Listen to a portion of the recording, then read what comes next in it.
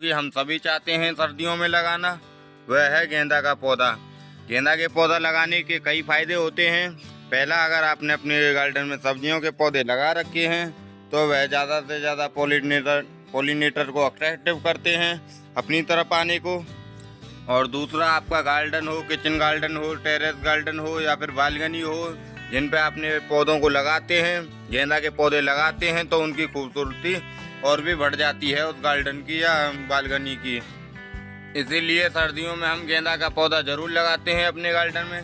लेकिन होता क्या है, जब हम नर्सरी से पौधा लाते हैं तो लाते हैं तब तो हरा भरा और हेल्दी रहता है, लेकिन लगाते हैं उसके बाद हमारा पौधा धीरे धीरे करके मुरझाने लग जाता है और मुरझाते मुरझाते धीरे धीरे बिल्कुल ख़त्म होने लग जाता है। और हमें ये भी नहीं पता चलता कि हमने कहाँ गलती करी है पौधा लगाते समय और हमारा पौधा किन कारणों से ख़त्म होने लग रहा है धीरे धीरे। आज मैं आपको गमले में पौधा लगाने का ऐसा तरीका बताऊंगा जिस तरीके को अगर आप जान लेते हैं तो आपका गेंदा का पौधा कभी नहीं मरेगा, इस बात की मैं गारंटी लेता हूं। तो चलिए बिना देरी करे वीडियो को स्टार्ट करते हैं और जानते हैं गेंदा का पौधा लगाने के सही तरीके के बारे में। सबसे पहली बात जो कि हमें गेंदा के पौधे लगाते समय ध्यान में रखनी है, वह है गमले का साइज। आप जो भी गमले में लगा रहे हैं, कोशिश कीजिए वह 12 बाई 12 इंची से बड़ा होना चाहिए या फिर 12 बाई 12 इंची का होना चाहिए। अगर आप 12 बाई 12 इंची के गमले या ग्रो बैग से छोटा साइज ले रहे हैं तो पौधे को कम न्यूट्रिशन मिल पाएगा, जिसकी वजह से पौधा कम ग्रोथ कर पाएगा। तो आपको इस तरीके के छोटे गमले नहीं लेने हैं, इसकी वजह हमें इस तरीके की बड़ी बाल्टी ले रहा हूँ मैं। और दूसरी बात का ये ध्यान रखना है, आप जो भी कंटेनर या ग्रो बैग ले रहे हैं उसमें अच्छे से ड्रेनेज होल जरूर होने चाहिए, 8 से 10। अगर ना भी हो तो आप भी कर लीजिए उनको, क्योंकि ड्रेनेज होल काफ़ी ज़रूरी होते हैं।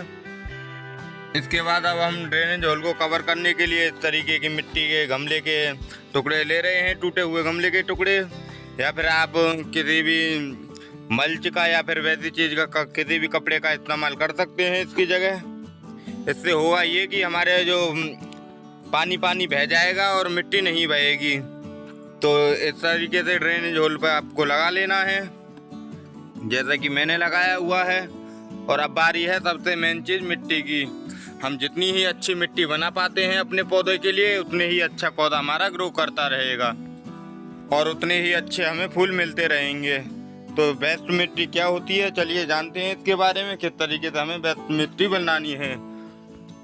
गेंदा के पौधे के लिए अच्छी मिट्टी बनाने के लिए हम 50% नॉर्मल गार्डनिंग सॉइल ले रहे हैं, जो कि आप किसी भी खेत या गार्डन से ला सकते हैं।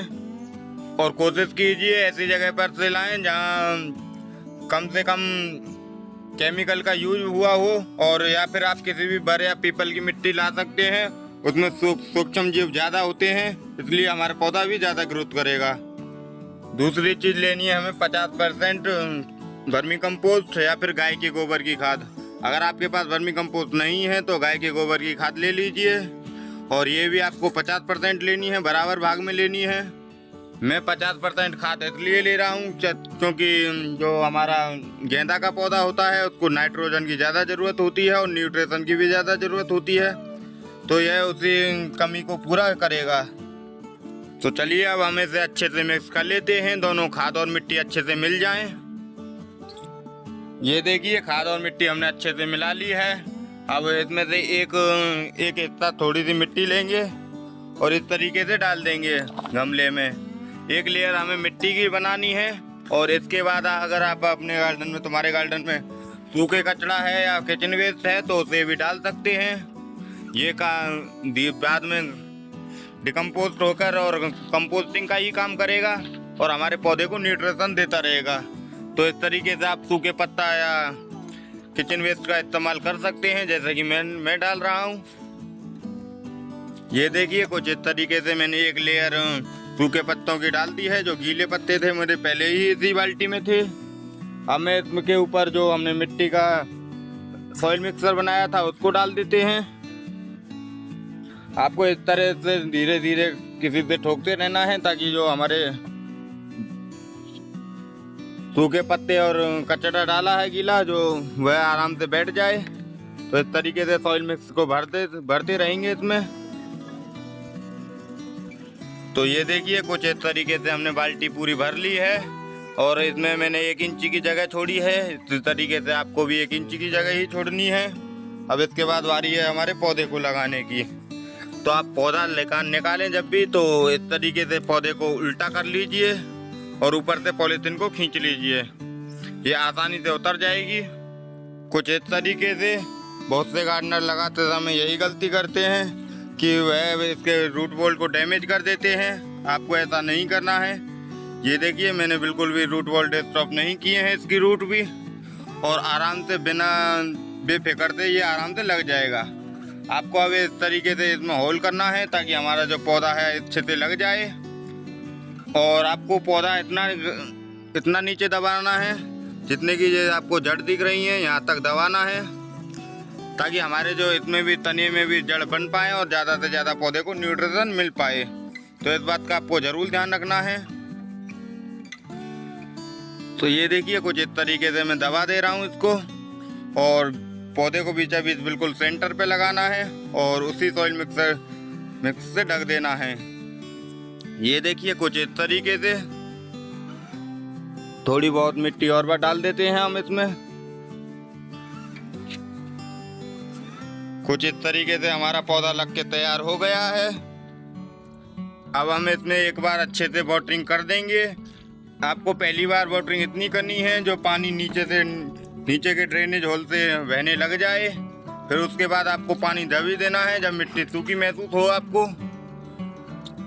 और आप देखेंगे अगर इस तरीके से अपने गार्डन में अगर पौधा लगाएंगे तो 101% चांस रहेंगे कि पौधा आपका आराम से लग जाएगा और सर्दियों भर फूल देता रहेगा। इस बात की मैं गारंटी लेता हूं कि अगर आप इस तरीके से लगाते हैं तो आपका पौधा हमेशा के लिए बढ़िया तरीके से लग जाएगा और सर्दियों भर अच्छे फूल देता रहेगा।